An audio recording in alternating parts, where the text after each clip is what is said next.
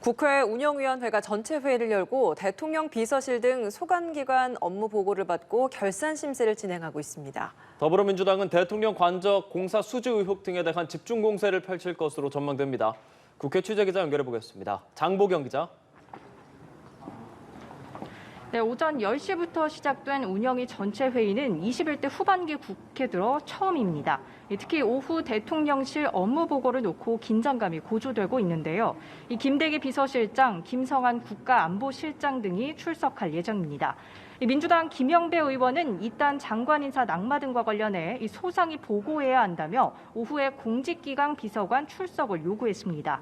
이처럼 민주당은 본격적으로 대통령 관저 공사 수주 특혜 의혹, 대통령실 사적 채용 의혹 등에 관한 공세를 집중적으로 펼칠 것으로 전망되는데요. 민주당은 지난 17일 국정조사 요구서도 제출해둔 상태입니다. 반면 국민의힘은 정치 공세라고 규정하며 대통령실 인사들에 대한 엄호를 펼칠 것으로 보입니다. 아울러 문재인 정부 당시 일어난 탈북어민 북송 사건, 서해 공무원 피격 사건 등을 놓고 역공을 펼치며 여야의 치열한 공방전이 예상되고 있습니다. 네, 여야는 대통령 친인척 등을 감찰하는 특별감찰관 임명을 놓고도 공방을 벌이고 있죠.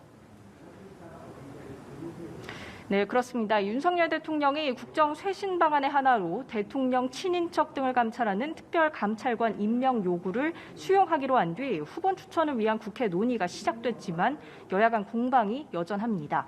국민의힘 권성동 원내대표는 더불어민주당을 향해 하루빨리 특별감찰관, 북한인권재단 이사, 국가교육위원회 위원 등 3개 기관에 대한 국회 추천 절차를 밟아야 한다고 말했는데요.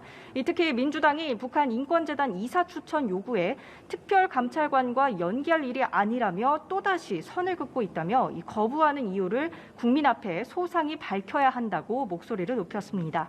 반면 민주당 박홍근 원내대표는 특별감찰관 추천 절차를 시작할 것을 국민의힘에 재차 제안하면서 국민의힘은 추천이 대통령실 의혹을 덮는 방패막이 될 수 없음을 명심해야 한다고 강조했는데요.